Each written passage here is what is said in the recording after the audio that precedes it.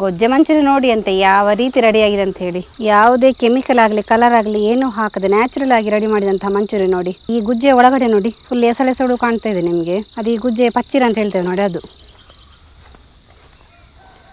Friends, ನಮ್ಮ ಮರದ ಹಲಸಿನಕಾಯಿ ನೋಡಿ ಎರಡಿದೆ, ಒಂದು ಚಿಕ್ಕದಿದೆ ಒಂದು ಮೀಡಿಯಂ ಸೈಜಲ್ಲಿದೆ. ತುಂಬ ಎಳಸು ಅಲ್ಲ, ತುಂಬ ಬಲ್ತು ಕೂಡ ಇಲ್ಲ. ಈ ಹಲಸಿನಕಾಯಿನ ಉಪಯೋಗಿಸ್ಕೊಂಡು ಒಳ್ಳೆ ಮಂಚೂರಿಯನ್ ಮಾಡ್ಬೋದು. ಈ ಮಂಚೂರಿಯನ್ ಮಾಡಲಿಕ್ಕೆ ಈ ಹದ ಸರಿ ಇದೆ. ನಾನು ಇದನ್ನು ತೆಗೆದುಕೊಳ್ತೇನೆ. ನೋಡಿ ಮರದಲ್ಲಿ ಫುಲ್ಲು ಮಂಗ ಇದೆ.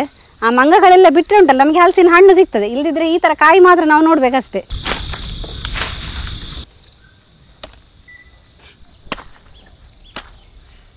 ಒಳ್ಳೆ ಹಲಸಿನಕಾಯಿ ಸಿಕ್ಕಿದೆ, ತುಂಬ ಬಲ್ತಿಲ್ಲ. ಇದರಿಂದ ಇವತ್ತು ಒಳ್ಳೆ ಮಂಚೂರಿಯನ್ ಮಾಡ್ಬೋದು. ಯಾವ ರೀತಿ ಮಾಡೋದಂತ ಹೇಳಿ ಇವತ್ತಿನ ವಿಡಿಯೋದಲ್ಲಿ ನೋಡುವ. ಯಾರಾದರೂ ನಮ್ಮ ಕರಾವಳಿ ಮಿರರ್ ಚಾನಲ್ ಹೊಸೊಬ್ಬರು ನೋಡ್ತಾ ಇದ್ದರೆ ಸಬ್ಸ್ಕ್ರೈಬ್ ಮಾಡಿ. ಹಾಗೆಯೇ ಫೇಸ್ಬುಕ್ ಮತ್ತು ಇನ್ಸ್ಟಾಗ್ರಾಮಲ್ಲಿ ಪೇಜ್ ಇದೆ, ಅದನ್ನು ಕೂಡ ಫಾಲೋ ಮಾಡಿ. ವಿಡಿಯೋ ಸ್ಟಾರ್ಟ್ ಮಾಡುವ. ನಾನು Asha Udupa Kateel. Welcome back to Karavali mirror. ನೋಡಿ ಕೈಯಲ್ಲಿ ಸ್ವಲ್ಪ ಎಣ್ಣೆಯನ್ನು ಹಾಕ್ಕೊಂಡು ಇದನ್ನು ಕಟ್ ಮಾಡಿಕೊಳ್ಳುವ.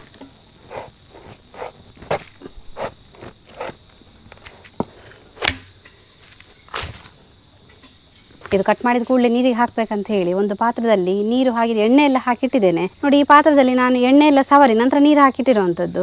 ಅವಾಗ ಈ ಪಾತ್ರಕ್ಕೆ ಈ ಮೇಣೆ ಎಲ್ಲ ಏನು ತಾಗುದಿಲ್ಲ.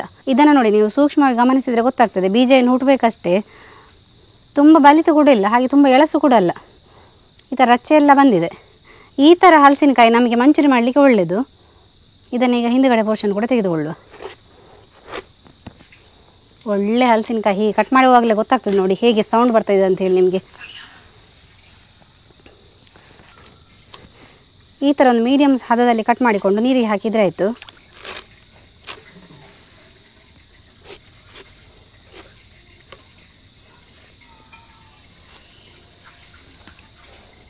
ನೋಡಿ ಈ ಹದದಲ್ಲಿ ಕಟ್ ಮಾಡಿಕೊಳ್ಬೇಕು. ತುಂಬ ದೊಡ್ಡದಾಗಿಲ್ಲ, ಹಾಗೆ ತುಂಬ ಸಣ್ಣ ಸಣ್ಣದು ಕೂಡ ಇಲ್ಲ. ಇನ್ನು ನಾವು ಗುಜ್ಜೆ ಮಂಚೂರಿಗೆ ಗುಜ್ಜೆಯನ್ನು ಬೇಯಿಸುವ. ಗುಜ್ಜೆಯನ್ನು ಬೇಯಿಸಬೇಕಾದ್ರೂ ಕೂಡ ಹಾಗೆಯೇ ಸ್ವಲ್ಪ ಪ್ರೊಸೀಜರ್ ಇದೆ. ಏನಂತ ಹೇಳಿದರೆ ಈ ಪಾತ್ರ ನೋಡಿ ಖಾಲಿ ಇಡುವುದಲ್ಲ, ಅದಕ್ಕೆ ಸ್ವಲ್ಪ ನಾವು ಎಣ್ಣೆಯನ್ನು ಹಚ್ಚಿಕೊಂಡು ನಂತರ ಅದಕ್ಕೆ ನೀರು ಹಾಕಬೇಕು. ಅವಾಗ ಏನಾಗ್ತದೆ ಅಂತ ಹೇಳಿದರೆ ಈ ಗುಜ್ಜೆ ಬೆಂದ ನಂತರ ಅದರ ಮೇಣುಂಟಲ್ಲ ಈ ಪಾತ್ರಕ್ಕೆ ಏನು ಹಿಡಿಯುವುದಿಲ್ಲ. ಅದಕ್ಕೋಸ್ಕರ ನಾನು ಈ ಥರ ಮಾಡ್ಕೊತೇನೆ.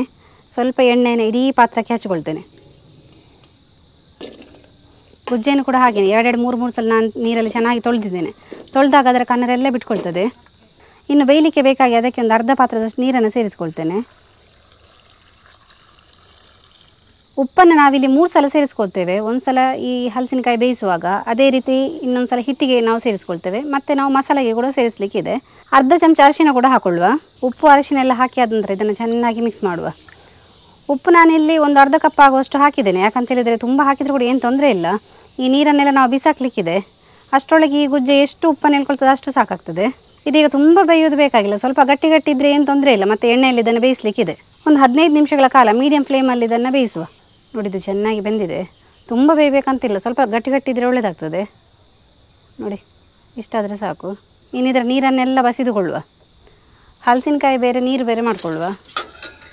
ಇನ್ನು ನಮ್ಮ ಮಂಚೂರಿಯನಿಗೆ ಉಂಟಲ್ಲ ಹಿಟ್ಟನ್ನು ರೆಡಿ ಮಾಡಿಕೊಳ್ಳುವ. ಹಿಟ್ಟಿಗೆ ಬೇಕಾಗಿ ನಾನಿಲ್ಲಿ ಮೈದಾ ಹಿಟ್ಟು ಒಂದು ಕಪ್ ಆಗುವಷ್ಟು ಮೈದಾ ಹಿಟ್ಟನ್ನು ತಗೊಂಡಿದ್ದೇನೆ. 1 ಕಪ್ ಮೈದಾಗೆ 3/4 ಕಪ್ ಆಗುವಷ್ಟು ಕಾರ್ನ್ ಫ್ಲೋರನ್ನು ಕೂಡ ತಗೊಂಡಿದ್ದೇನೆ. ಜೋಳದ ಹಿಟ್ಟು ಅಂತ ಹೇಳ್ತೇವೆ ನಾವು ಕನ್ನಡದಲ್ಲಿ. ಹಾಗೆಯೇ ರುಚಿಗೆ ತಕ್ಕಷ್ಟು ಉಪ್ಪನ್ನು ಕೂಡ ಹಾಕೊಳ್ಳುವ. 1 ಚಮಚದಷ್ಟು ಮೆಣಸಿನ ಪೌಡರನ್ನು ಕೂಡ ಹಾಕೊಳ್ತೇನೆ. ಹಾಗೆ ಒಂದು ಅರ್ಧ ಚಮಚದಷ್ಟು ಅರಶಿನ, 1.5 ಚಮಚದಷ್ಟು ಶುಂಠಿ ಮತ್ತು ಬೆಳ್ಳುಳ್ಳಿಯ ಪೇಸ್ಟನ್ನು ರೆಡಿ ಮಾಡಿ ಇಟ್ಕೊಂಡಿದ್ದೆ, ಅದನ್ನು ಕೂಡ ಇವಾಗ ಹಾಕೊಳ್ತೇನೆ. ಸ್ವಲ್ಪ ನೀರನ್ನು ಹಾಕೊಳ್ಳುವ.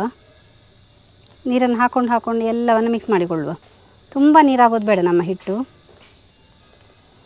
ನಮ್ಮ ಗುಜ್ಜೆ ಎಲ್ಲ ಈ ಹಿಟ್ಟಿನಲ್ಲಿ ಉಂಟಲ್ಲ ಚೆನ್ನಾಗಿ ಅದ್ದಿ ಅದು ಫುಲ್ ಹಿಟ್ಟು ಹೇಳ್ಕೊಳ್ಬೇಕು ಗುಜ್ಜೆಗೆ. ಹಾಗಾಗಿ ತುಂಬ ನೀರು ಮಾಡಿದರೆ ಹಿಟ್ಟು ಹೇಳ್ಕೊಳ್ಳೋದಿಲ್ಲ, ತುಂಬ ಗಟ್ಟಿ ಕೂಡ ಆಗಬಾರ್ದು, ಸಮ ಹದಕ್ಕಿರಲಿ. ಚೆನ್ನಾಗಿ ಮಿಕ್ಸ್ ಮಾಡುವ. ನೋಡಿ ಹಿಟ್ಟಲ್ಲಿ ಸ್ವಲ್ಪ ಕೂಡ ಗಂಟಿರಬಾರ್ದು, ಆ ಥರ ನಾವು ಕಲಸಿಕೊಳ್ಳುವ. ನಮ್ಮ ಹಿಟ್ಟೆಲ್ಲ ರೆಡಿ ಮಾಡಿಕೊಂಡಾಯಿತು. ಇನ್ನು ನಾವು ಮಂಚೂರಿಯನನ್ನು ಮಾಡಲಿಕ್ಕಿರುವಂಥದ್ದು. ಅದಕ್ಕೆ ಮೊದಲಿಗೆ ಬೇಕಾಗಿ ನಾನಿಲ್ಲಿ ಗುಜ್ಜೆಯನ್ನು ಬೇಯಿಸಬೇಕು. ಗುಜ್ಜೆಯನ್ನು ಹಿಟ್ಟಿಗೆ ಹಾಕಿ ಬೇಯಿಸಿಕೊಳ್ಳುವ. ಎಣ್ಣೆ ಇಟ್ಟಿದ್ದೇನೆ. ಎಣ್ಣೆ ಒಂದು ಅರ್ಧ ಬಾಣಲೆ ಎಷ್ಟಿದೆ. ಬೇಯಿಸಿದ ಗುಜ್ಜೆಯನ್ನು ಒಂದೊಂದನ್ನೇ ಹಾಕಿ ಎಣ್ಣೆಗೆ ಬಿಡ್ಬೋದು, ಅಥವಾ ನಾನಿಲ್ಲಿ ಈ ಥರ ತುಂಬ ಒಟ್ಟಿಗೆ ಹಾಕಿ ಇದನ್ನು ಒಟ್ಟಿಗೆ ಬೇಯಿಸ್ತೇನೆ. ಫುಲ್ಲು ಗುಜ್ಜೆಗೆ ಉಂಟಲ್ಲ ಹಿಟ್ಟನ್ನು ಕೋಟಿಂಗ್ ಮಾಡಿಕೊಳ್ಳುವ. ಈ ಥರ ಹಿಡಿಬೇಕು. ನೋಡಿ ಒಂದು ರೌಂಡ್ ನಾವು ಗುಜ್ಜೆಯನ್ನು ಎಣ್ಣೆಗೆ ಬಿಟ್ಟಾಯಿತು. ನಾನಿವತ್ತು ತಗೊಂಡು ಅರ್ಧ ಗುಜ್ಜೆಯಲ್ಲಿ ಉಂಟಲ್ಲ ನಮಗೆ 3 ರೌಂಡಿಗೆ ಬೇಯಿಸಲಿಕ್ಕೆ ಬೇಕಾಗುವಷ್ಟು ಸಿಗ್ತದೆ. 3 ರೌಂಡಷ್ಟು ನಾವು ಕಾಯಿಸಬೇಕು. ನೋಡಿ ಸ್ವಲ್ಪ ಕಲರ್ ಚೇಂಜ್ ಆಗ್ತದೆ, ಸರಿಯಾಗಿ ಬೆಂದರೆ ಉಂಟಲ್ಲ ಸ್ವಲ್ಪ ಕೆಂಪು ಕಲರ್ ಆಗ್ತದೆ. ಅಷ್ಟರ ತನಕ ನಾವು ಚೆನ್ನಾಗಿ ಇದನ್ನು ಬೇಯಿಸಬೇಕು.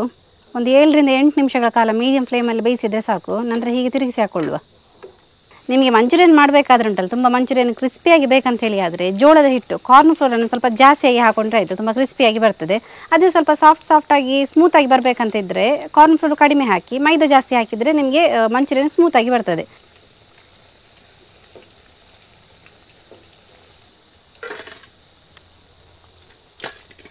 ನೋಡಿ, ಇವಾಗ ಮಂಚೂರಿಯನ್ ಮಸಾಲೆ ರೆಡಿ ಮಾಡಿಕೊಳ್ಳಲಿಕ್ಕೆ ನಾನಿಲ್ಲಿ ಒಂದು 3 ಚಮಚದಷ್ಟು ಎಣ್ಣೆಯನ್ನು ಇಟ್ಟಿದ್ದೇನೆ. ಎಣ್ಣೆ ಸ್ವಲ್ಪ ಬಿಸಿ ಆಗ್ತಾ ಉಂಟು.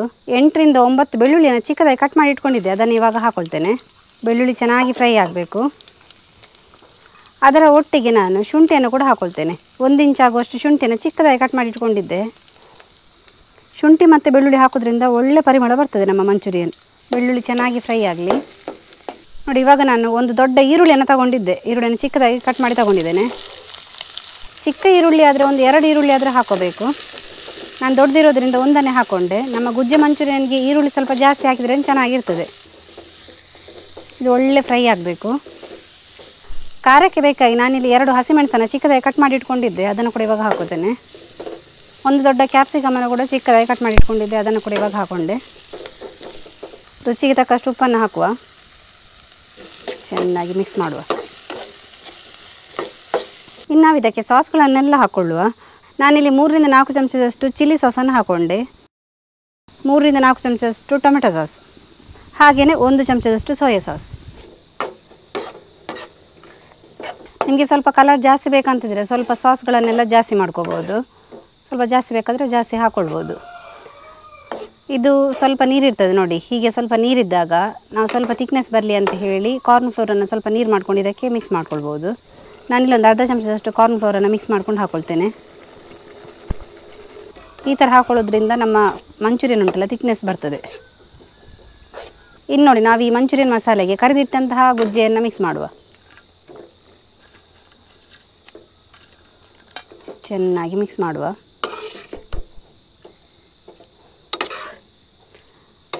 ನಾವು ಮಾಡಿದಂತಹ ಮಂಚೂರಿಯನ್ ಮಸಾಲೆ ಎಲ್ಲ ಈ ಗುಜ್ಜೆಗೆ ಹಿಡಿಬೇಕು. ಆ ಥರ ಚೆನ್ನಾಗಿ ಮಿಕ್ಸ್ ಮಾಡುವ. ಮಸಾಲೆ ಚೆನ್ನಾಗಿ ಮಿಕ್ಸ್ ಆಯಿತು ನೋಡಿ. ಕೊತ್ತಂಬರಿ ಸೊಪ್ಪನ್ನು ಇವಾಗ ಹಾಕ್ಕೊಳ್ಳುವ. ಗೊಜ್ಜೆ ಮಂಚೂರಿ ನೋಡಿ ಅಂತ ಯಾವ ರೀತಿ ರೆಡಿಯಾಗಿದೆ ಅಂತ ಹೇಳಿ, ಒಳ್ಳೆ ಕಲರ್ಫುಲ್ಲಾಗಿ ಚೆನ್ನಾಗಿ ಕಾಣ್ತಾ ಇದೆ. ನಮ್ಮ ಯಾವುದೇ ಗೋಬಿ ಮಂಚೂರಿ ಅಥವಾ ಪನ್ನೀರ್ ಮಂಚೂರಿ ಯಾವುದಕ್ಕೂ ನಮ್ಮ ಗುಜ್ಜೆ ಮಂಚೂರಿ ಕಡಿಮೆ ಇಲ್ಲ, ಅಷ್ಟು ಚೆನ್ನಾಗಿ ಬಂದಿದೆ. ಟ್ರೆಡಿಷನಲ್ ಶೈಲಿಯ ಒಳ್ಳೆ ಮಂಚೂರಿ. ಯಾವುದೇ ಕೆಮಿಕಲ್ ಆಗಲಿ ಕಲರ್ ಆಗಲಿ ಏನೂ ಹಾಕದೆ ನ್ಯಾಚುರಲ್ ಆಗಿ ರೆಡಿ ಮಾಡಿದಂಥ ಮಂಚೂರಿ ನೋಡಿ. ಈ ಗುಜ್ಜೆ ಒಳಗಡೆ ನೋಡಿ ಫುಲ್ ಎಸಳೆಸಳು ಕಾಣ್ತಾ ಇದೆ ನಿಮಗೆ. ಅದು ಈ ಗುಜ್ಜೆ ಪಚ್ಚಿರ ಅಂತ ಹೇಳ್ತೇವೆ ನೋಡಿ, ಅದು ತುಂಬ ಬಲ್ತಿಲ್ಲ, ಹಾಗಾಗಿ ಅದು ಚೆನ್ನಾಗಿರ್ತದೆ ಸ್ಮೂತಾಗಿ. ಈ ಗುಜ್ಜೆ ಉಂಟಲ್ಲ ಮಸಾಲೆ ಎಲ್ಲ ಎಳ್ಕೊಂಡಿದೆ, ಹಾಗಾಗಿ ಟೇಸ್ಟ್ ಅಂತೂ ಸೂಪರ್ ಆಗಿದೆ. ನೋಡಿದ್ರಲ್ಲ ಫ್ರೆಂಡ್ಸ್, ನಮ್ಮ ಗುಜ್ಜೆ ಮಂಚೂರಿಯನ್ ಯಾವ ರೀತಿ ಬಂದಿದೆ ಅಂತ ಹೇಳಿ. ತುಂಬಾ ಚೆನ್ನಾಗಿ ಬಂದಿದೆ, ಕಲರ್ಫುಲ್ ಆಗಿ ಕೂಡ ಇದೆ. ನೀವು ಕೂಡ ಈ ರೆಸಿಪಿ ಇಷ್ಟ ಆದರೆ ತಪ್ಪದೆ ಮನೆಯಲ್ಲಿ ಟ್ರೈ ಮಾಡಿ. ಹಾಗೆಯೇ ಈ ವಿಡಿಯೋ ಇಷ್ಟ ಆದರೆ ನಿಮ್ಮ ಫ್ರೆಂಡ್ಸಿಗೆ ರಿಲೇಟಿವ್ಸ್ಗೆಲ್ಲ ಹೆಚ್ಚು ಶೇರ್ ಮಾಡಿ. ಯಾರಾದರೂ ನಮ್ಮ ಕರಾವಳಿ ಮಿರರ್ ಚಾನಲ್ ಹೊಸಬ್ರು ನೋಡ್ತಾ ಇದ್ರೆ ಸಬ್ಸ್ಕ್ರೈಬ್ ಮಾಡೋದನ್ನು ಮಾತ್ರ ಮರಿಬೇಡಿ. ಹೀಗೆ ನಮ್ಮ ಚಾನಲ್ ಸಬ್ಸ್ಕ್ರೈಬ್ ಮಾಡಿ, ಸಪೋರ್ಟ್ ಮಾಡಿ, ಫಾಲೋ ಮಾಡ್ತಾ ಇರಿ. ನಾವು ಹೀಗೆ ಇಂಟ್ರೆಸ್ಟಿಂಗ್ ವಿಡಿಯೋದೊಂದಿಗೆ ಮುಂದೆ ಸಿಗ್ತಾ ಇರ್ತೇವೆ. Thank you.